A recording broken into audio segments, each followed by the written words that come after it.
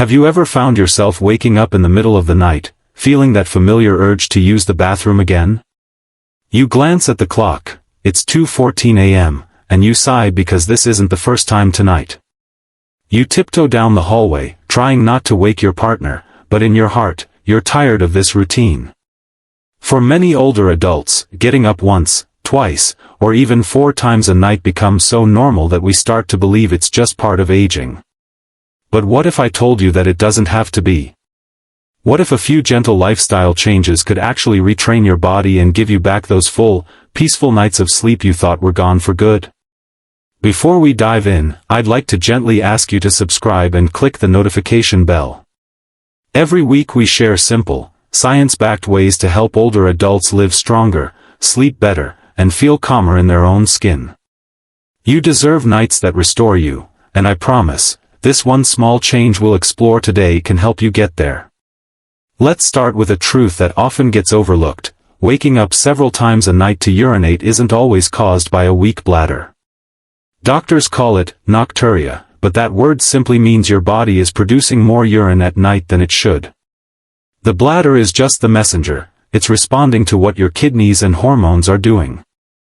And the good news is, you can influence that system more easily than you might think. To understand why, let's imagine your body as a quiet, coordinated orchestra.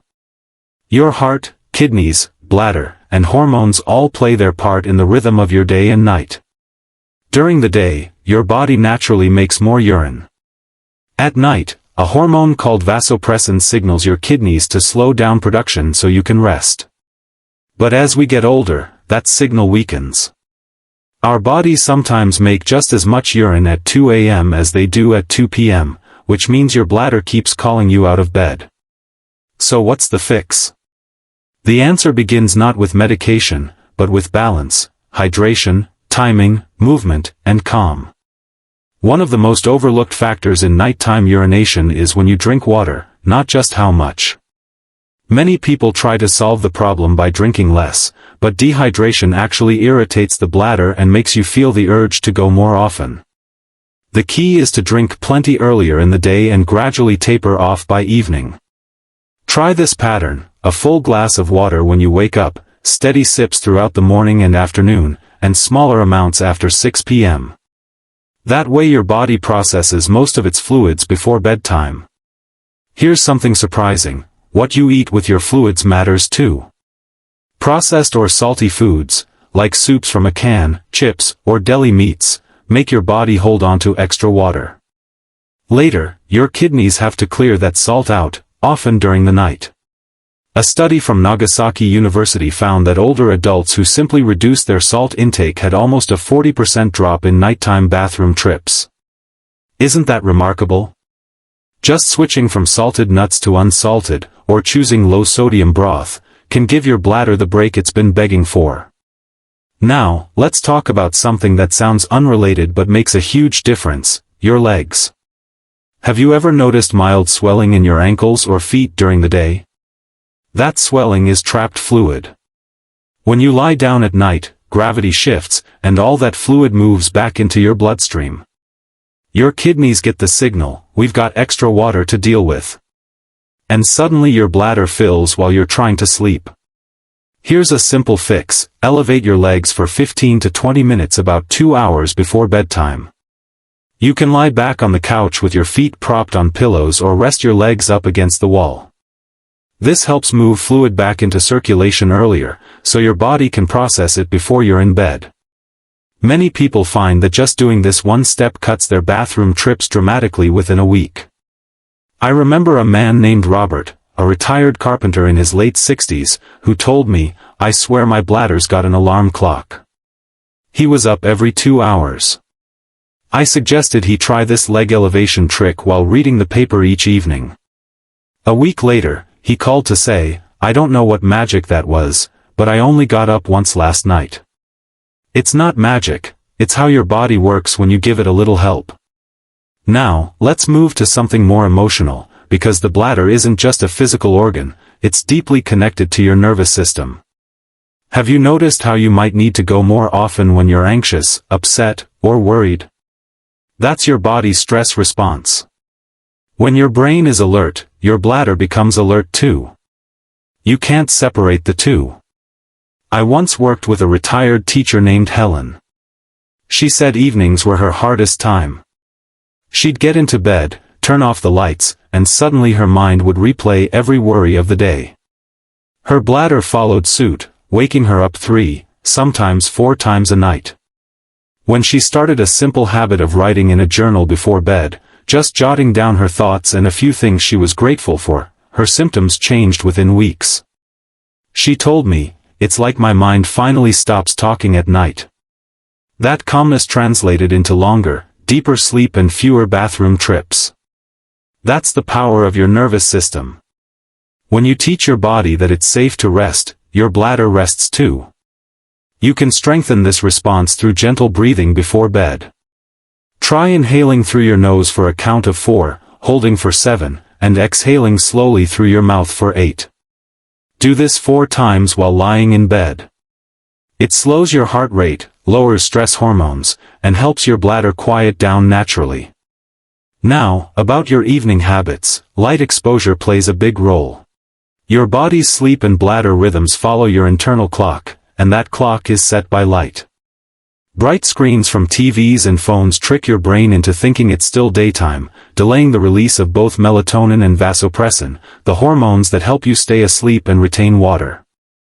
Try dimming lights an hour before bed. If you enjoy winding down with a show, use night mode or warm lighting. You'll sleep more deeply and your bladder will cooperate. Another powerful yet gentle lifestyle change involves movement. A simple evening walk, 10 or 15 minutes, helps regulate fluid distribution and reduces swelling in the legs. It also signals your body that the day is winding down. Walking after dinner improves digestion, circulation, and mood, all of which play quiet but important roles in bladder control.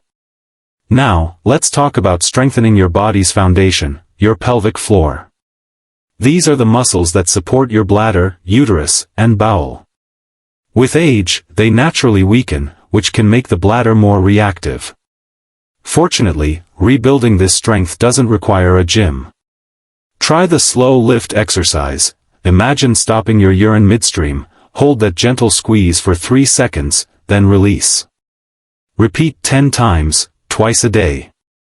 Over time, these muscles regain tone and coordination, allowing your bladder to hold comfortably through the night. I worked with a woman named Gloria who struggled for years with nighttime urgency. She'd avoided road trips and overnight stays because she didn't trust her bladder.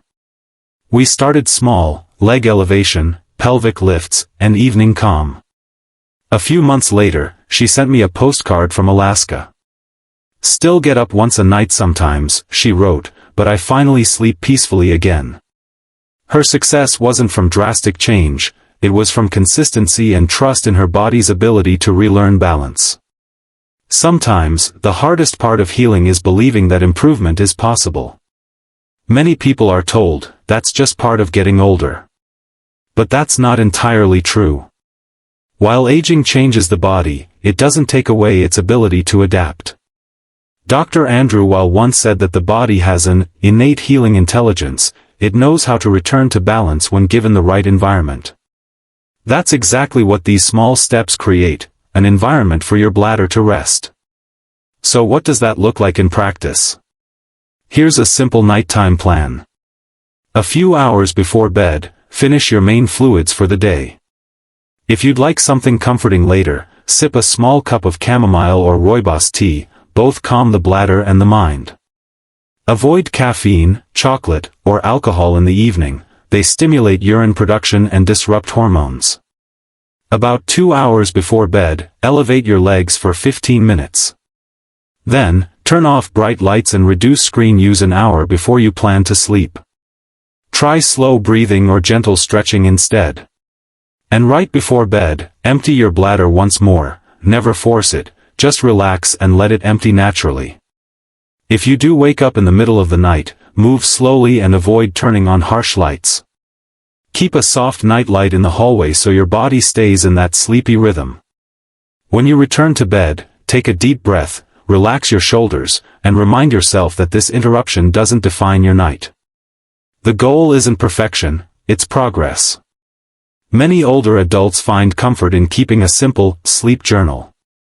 You don't need anything fancy, just a small notebook by your bedside. Write down what time you drank your last drink, how many times you got up, and how rested you felt in the morning. Over a few weeks, you'll begin to notice patterns. Maybe certain foods or habits make things worse, while others bring relief. That awareness alone can guide your routine better than any medication. One last piece of advice, and it might surprise you: don't ignore your body during the day.